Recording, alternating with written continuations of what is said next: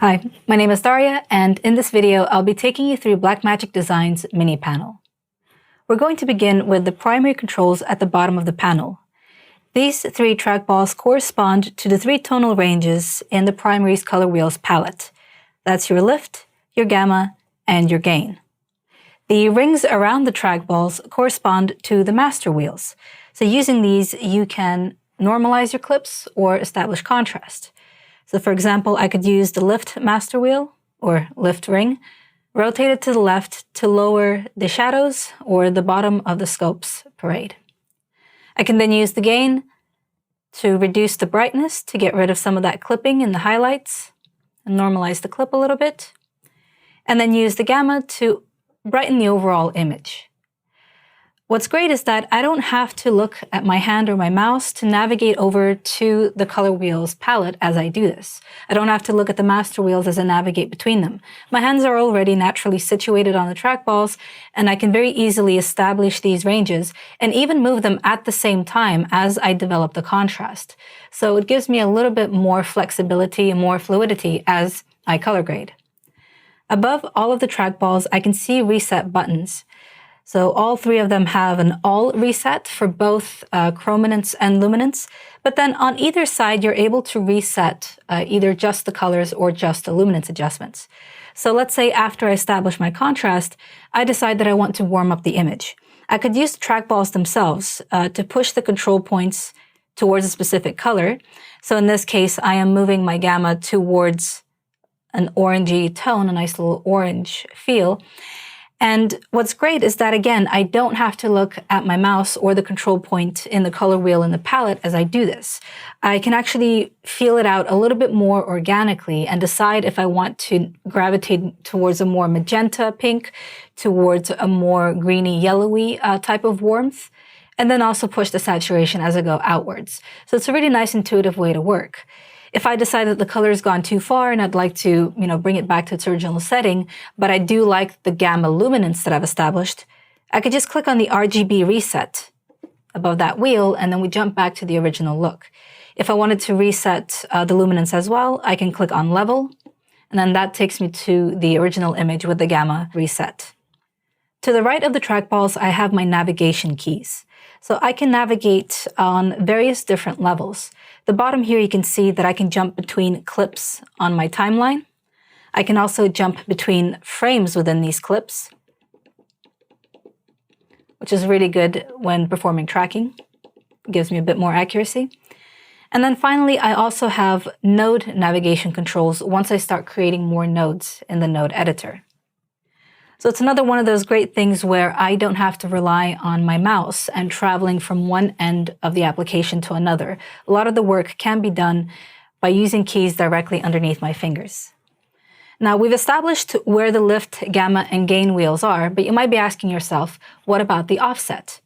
Well, this can be mapped to the existing trackballs by using some of the additional key controls above the reset keys. So you've got one in the center here called offset. When I toggle this switch on, the right-hand trackball turns into the offset. So now I can drag that towards a particular color. And just like with the other wheels, I can choose all to reset that parameter. The two wheels to the left become my temperature and my tint controls. So when I rotate my wheel to the left, I can cool the image down. When I drag it to the right, I can warm it up, and reset it in much the same way by pressing all. So let's take a look at a practical application of that. I'm going to go into clip number 2. And with my offset still enabled, I'm going to rotate the ring around offset to brighten the overall room. You can see the parades moving uniformly in the scopes, which tells me that it is indeed an offset adjustment. And then I can very quickly disable the offset toggle and then make individual adjustments to the luminance ranges, which means that I can protect my highlights by bringing down the gain. I can bring down the shadows to establish more of a contrast and still continue to maneuver the gamma. And in the end, I get a pretty well-distributed image, but it's still a little bit warm. So just as easily, I can click on my offset key and then rotate the leftmost wheel to cool down the image and essentially move it away from that yellow tone. So with just a couple of rotations, I've created this really nice neutral look. I can compare this image to the original by disabling the node that I currently have selected in the node editor. I have a disable key right up here on the right-hand side, which I can click to compare before and after. Also above the reset keys, I have the ability to toggle full screen view. I can click on Viewer to see the image full screen. I can also continue to hit the disable key to compare my grade before and after. And I can also use the playback controls in the bottom right corner of the panel to play back my clip. To get out of full screen mode, I'm going to click on the Viewer key one more time to get back into my interface. And I will jump ahead a couple of clips. And this time I can take a look at the log remapping as well. So just like the offset, it is also a toggle switch, and it allows me to jump into the log mode of the primaries palette. Log controls can be used for much more dedicated changes to your shadows and your highlights. So in an image like this, I could first of all disable log and just make a general adjustment to the brightness of the image by, for example, increasing the luminance in the gamma range to really brighten up the foreground elements. And then I can enable the log key to transform my 3 trackballs into shadow, midtone, and highlights. And then I can drag the shadow down by rotating the shadow ring and reveal some of the finer details in the shadows of this image. So shadow tonal ranges are more exact and not as broad as the lift, which means that I'm able to reveal this kind of information. If I disable this node, you can see that I've gone from having a very dark image with a lot of data hidden in the shadows to suddenly revealing a lot of that information with the help of log controls. When it comes to the adjustment controls that we use at the very top and bottom of the primaries palette, you will see these distributed across the top of the panel in the form of these knobs that you can rotate. So we have our contrast and pivot represented, our midtone detail, color boost, saturation, and others. Let me navigate to another clip, and here I can establish a contrast look by rotating slightly to the right, and then very easily being able to adjust the balance of that contrast by grabbing the pivot with my other hand and dragging in the opposite direction to get a good balance between how dark I want the image and how contrasted. Again, making adjustments to 2 parameters at once so that I don't have to move my mouse back and forth as I toggle just one at a time. I might then decide that I want to brighten up the overall image, so I can go for the Y gain control. So Y lift, Y gamma, and Y gain is like adjusting the luminance in the primaries wheels, but without affecting the saturation of the image. But I might change my mind and decide that I don't want to apply this parameter change, in which case I can reset any of my adjustment controls by simply clicking on the knob. So it is a button as well as a dial. If we return to the soft keys on the right-hand side, we have some additional controls. One thing we can do is grab stills without having to go into the viewer with our mouse. As soon as I press grab still, you would have seen that a thumbnail has appeared in our gallery. So one of the few things I would still use a mouse and keyboard for is then going into this thumbnail and giving it a custom label. But now I can navigate to a previous clip, and let's say I was trying to match the two. I could very easily press play still on my mini panel to compare the grades between the 2 clips in the viewer. Right now I have looping enabled in my viewer, but I can also disable that using the same soft key controls. So I'll toggle loop off, and now when I play back, once this clip reaches its end, it will then proceed on to the next clip in the timeline. And I can click play still to disable image wipe mode. In the top right corner of the soft keys, I have undo and redo functions, which allows me to very quickly take steps back in my grade. Or I also have a reset key, which allows me to completely reset the grade. Everything we've covered so far can be found in the DaVinci Resolve micro panel. I'd next like to take a look at the top half of the mini panel to show you where it really shines. So over here, we have a whole series of additional controls that give us access to virtually 90% of the remainder of the page. On the left-hand side, we have the ability to switch between different palettes of the color page. You can see that primary is currently enabled, but if I click motion for motion effects, the palette automatically updates, both in the color page to visually represent which palette is open, but also in the viewers in the middle of the palette, which show me which controls I have access to. So using these, I can also navigate to my curves controls, my power windows, my tracker, etc. So yes, you can even work with power windows and track using just the mini panel. When you're navigating between palettes, you'll find that you have some additional controls in the form of the soft key modes, which are the two arrows in the top corner here. So with primary selected, I can jump between my different color wheels, or in this case, these will be your color bars or your printer lights. When I'm in my curves, for example, I can also navigate between the different curve parameters. And then on top of that, a lot of the palettes also feature a tools section here, which allow you to go even deeper into the palette. So for example, in the curves, I'm able to gang or ungang channels and choose individual colors to work on. And these all update in the color page interface as I select them. Let me regang the channels for now and click back. I'll also find soft key controls at the bottom of the viewers that allow me to switch to different pages of certain palettes. So in the curves, I'm able to navigate to different HSL curves correctors. And finally, at the bottom of the viewers, we have more knob controls, which also act as buttons with which you can make adjustments and reset your changes. I'm going to move on to a new clip and perform a basic grade. So here I will use my standard custom curves to adjust the contrast on this clip. I am rotating a control point at about the 20% point line downwards to darken the shadows, and then creating another point at 60% to raise it upwards and brighten the image, thereby creating contrast. You'll see that there are 20% intervals for points all the way across the line. If I was to click these, I would generate points on my custom curve so you can see exactly how they're spaced, so they're all an even distance from each other. But then I can also undo to take it back to just the S-curve I had a second ago. Now with the contrast set up, I might still want to address some of the color imbalanced. I can see some magenta in this image. So here I can navigate to the tools controls, ungang my channels, isolate just the green channel to try to get rid of some of that pink tint. And we know that pink is essentially magenta and the opposite of magenta is green. So I will go for the 60% line. And if I raise it just a touch, that redness will disappear from the image.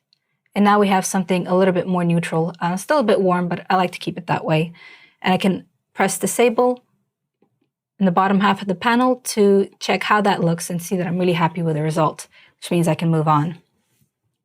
I'm going to jump to the very first clip in my timeline, and I would like to create a new node to work on. So we've already used this one for balancing, adding a bit of contrast. I would like to make a new serial in which I'm going to create some secondary changes. To create a new serial corrector node, I just have to go into the right side of the panel next to the viewers. These controls allow me to create new nodes, so serial nodes, but also mixer nodes like parallel and layer, as well as introducing nodes with windows already activated in them, as well as a few other controls like jumping between keyframes or selecting stills. In this case, it's enough for me to click serial, so that I have a new node to work on. And what I would like to do is, first of all, change the color of the door in this image. All right, so let's say we want it to be a different color. We still want to stick in the curves palette, but I will go back in my controls, and this time I will select hue versus hue, which will give me the control that allows me to select a color and adjust it into a different hue. In this case, we have a door that falls somewhere between cyan and blue. So I am going to drag one of these dials, the cyan, rotate it upwards until I change the color of that door. And I think that's a pretty good space for it to fall. You can kind of see where the control for it lies in the curves graph in the interface. I can also use the input hue control on the right-hand side to then change where this point falls horizontally. So I'm not just locked into these color parameters.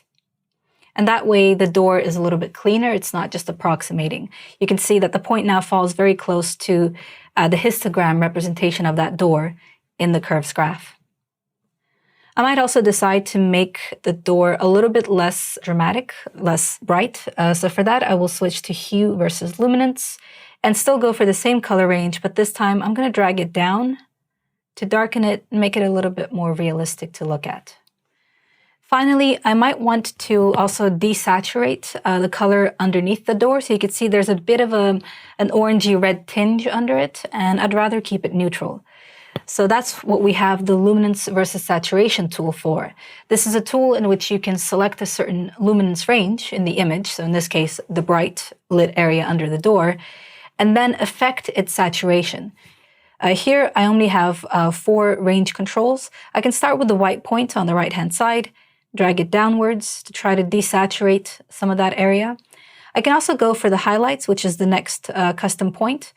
But I might find that because there's such a great deal of overlap with the remainder of the image, that the image overall starts to go a little bit desaturated.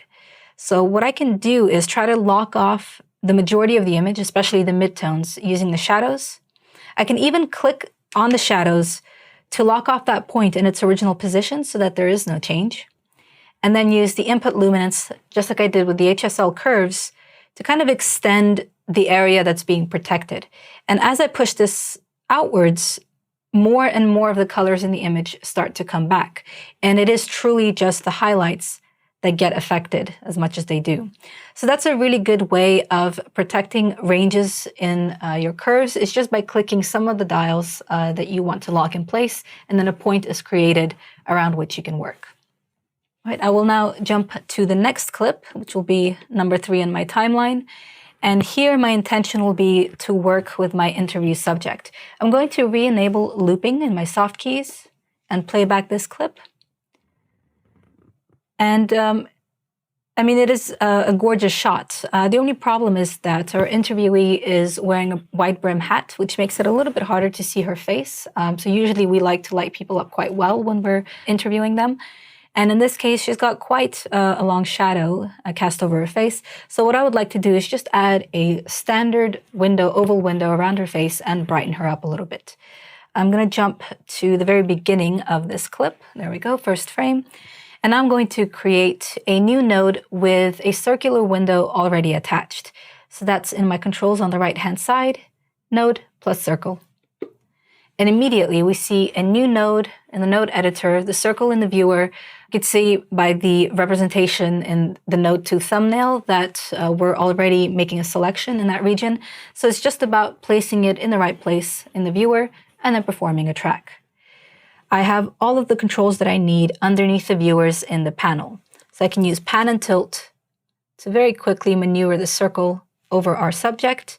I can then use aspect ratio and size to get it to match pretty much the distribution of her face and her neck, and then use the softness control to blend it out a bit so it's less obvious that we're using secondary color grading to make an adjustment.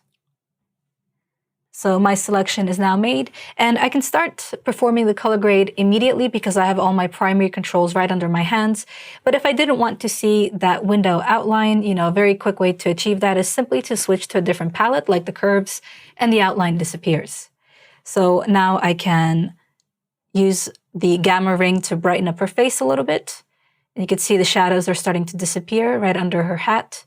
If she's starting to look a little bit flat, then I can use my contrast controls to bring some more detail back into her eyes and her eyebrows, but then use the pivot to make sure that it kind of leans towards the lighter side of things, so we can still read her facial expressions and we're not just reintroducing more shadows. I could even add a little bit of mid-tone detail, which is right next to the contrast controls, and also use something like color boost in case, I find that the gamma took out, some of the color from her face. There we go. So before I even track, I just want to check what this grade has accomplished. I'll click on disable. All right, so that's before, that's after. I want to make sure that it's not too obvious. If it is starting to feel like a bit like a spotlight, then I can always go back to my gamma control and pull it back just a little bit. There we go, disable. right? And that's looking a little bit more natural. I can now navigate to my tracker palette using the soft keys on the left-hand side. And I have all of my analysis controls at the very top here. And I can see that I have a forward analysis available to me. I can click on that. And relatively quickly, it's run an analysis of the entire interview. And I can play this back in real time to see how well that follows, and I'm really happy with that result. So it's still following her face and her neck. It's still soft around the edges. Once again, I can click on the curves soft key so that I'm no longer seeing the outline. And that way, if there was still a bit of like a halo around her, I can always go back to the window palette and make further changes. And the great thing is that I don't have to run the track a second time. The tracking data is already there. So if I needed to change the shape or the size, that's all there was to it. I make it and I keep playing back, and the overall movement remains. Now let's take a closer look at the node editor. I'm going to jump into a brand new clip. And this clip has already been balanced. So if I disable the first node that's present, you can see that the image has been brightened up and there's been a bit of a color boost applied to the environment. I would like to make a few additional changes. First of all, I'm very distracted by this overcast or blown out sky, so I would like to introduce a bit of color back into it. I will start with a serial node, and knowing that I will want to create a look at this stage, I would rather also introduce a layer node so that I can work on the sky separately.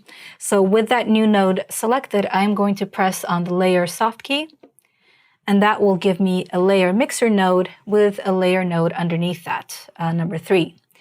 So once again, I return to my keyboard just so I can name this node and keep track of what I'm doing in each one of these. I can also use my mouse to move these around and keep track of where I am.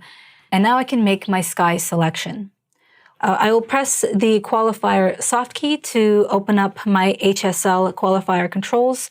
And you can see that hue and saturation are already represented in the viewers, but I can then use my arrow keys to navigate to the luminance control as well, which is what I will primarily need for a selection like this because it's just a white sky. There's not much of a color to target or saturation range. But what I do need to do is indicate that there's a certain luminance range that I would like to go after. It's a little bit hard to just go by eye, so it's really helpful to also see what that qualifier selection looks like. That's called highlight mode in the viewer, and you can see the highlight soft key on the right-hand side here, at the top of the panel. When I activate it, I can see the highlight icon has appeared above my viewer, but it's not made a difference because obviously I haven't made a selection yet.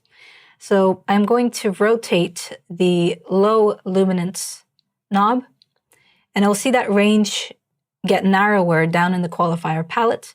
And then when I look up at the viewer, I will eventually start to see elements disappearing that no longer fit within that high range. So if I go high enough, there you go, you can see the shadows start to disappear first, then the midtones, then the highlights. But eventually the sky will remain because it is just that blown out. It's just that bright. So once I bring it up to this extent, I can start to clean up the selection further. So as I navigate further to the right, you can see I've got my matte finesse controls, which we always use at the very end to further clean up our selection. So at the very least, I'd like to perform a little bit of denoising to get a cleaner edge on this selection. And then I'm good to continue grading. I can turn off my highlight mode and use my standard primary grading tools to, for example, darken the sky. So in this case, I'm rotating the gain ring to the left to darken it, and then also add color to the sky. So I'm going to use the trackball itself to introduce a blue color, and right now it's kind of going for more marine blue. I'm going to drag it downwards to give it a warmer blue. There we go. And then I can continue to decide on the brightness of the sky with that ring. And that looks quite natural to me, so I'm very happy with it. I can click on disable to compare before and after, and you can see that that was a really quick adjustment, in order to perform essentially sky replacement. I can also navigate between my nodes if I wish to continue working on them. So again, we're not touching the mouse if we don't have to. I have previous node and next node available to the right of the trackballs. So I can click that a couple of times or as many times as I need to rotate between the available nodes, but eventually I'll land on the one that I want to address. In this case, I just want to work on the overall image, and after which I want the sky to overlay on top of that. I will give it a name though. I'll call this my detail node. And here I just want to boost some of the information that's already visible in the image. I will increase the midtone detail in order to sharpen a lot of the elements that we see in the foreground, the animals, the rhinos, the grass and the trees. I'll also rotate the gamma to brighten the foreground and also increase the color boost. Unlike saturation, color boost will increase the saturation intensity in colors that are naturally low in saturation.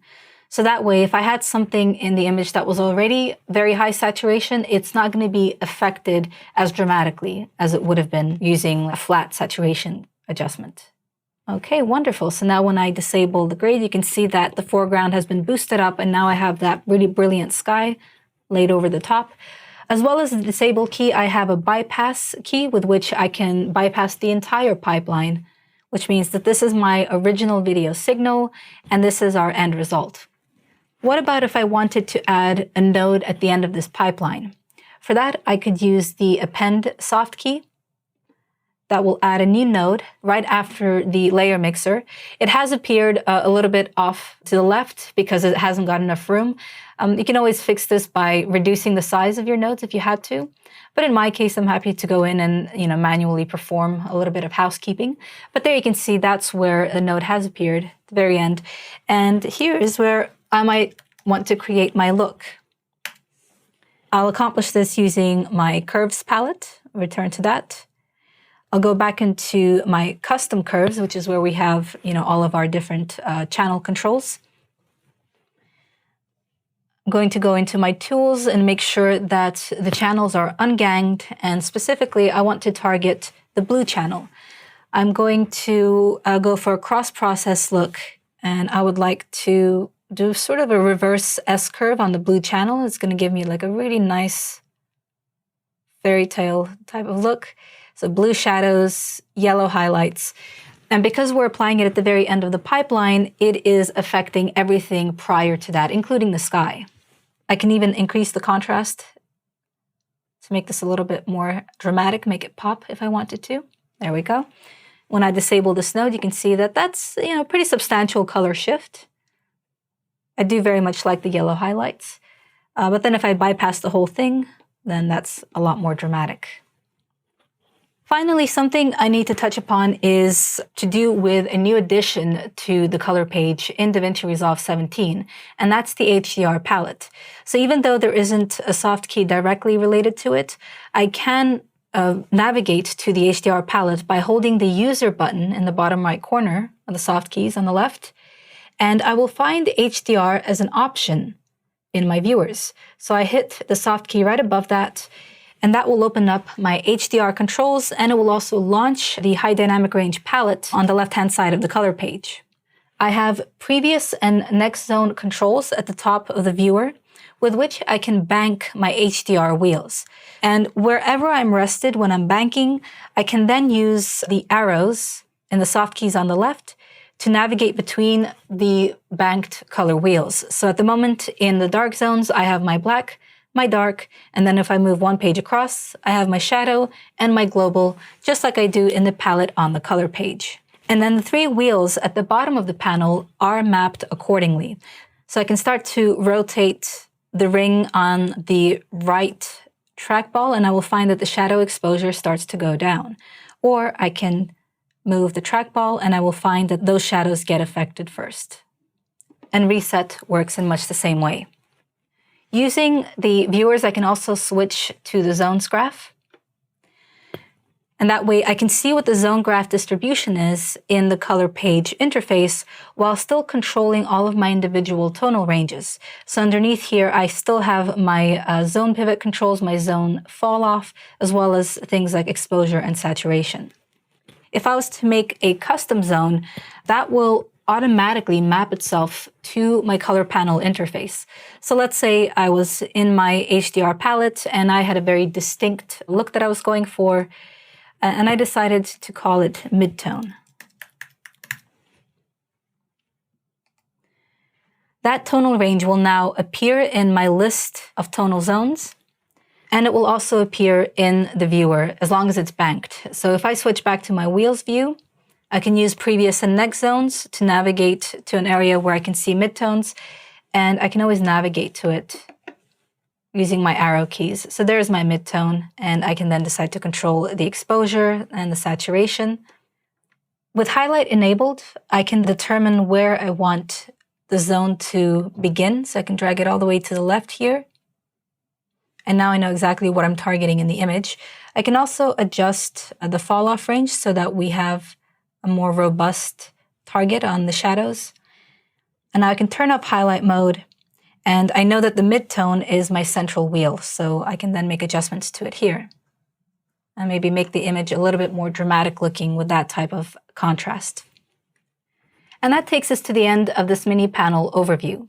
As you can see, a lot of this work can be done with just a mouse and a keyboard, but working with a panel is so much faster and so much more efficient, especially as you start to take on larger projects.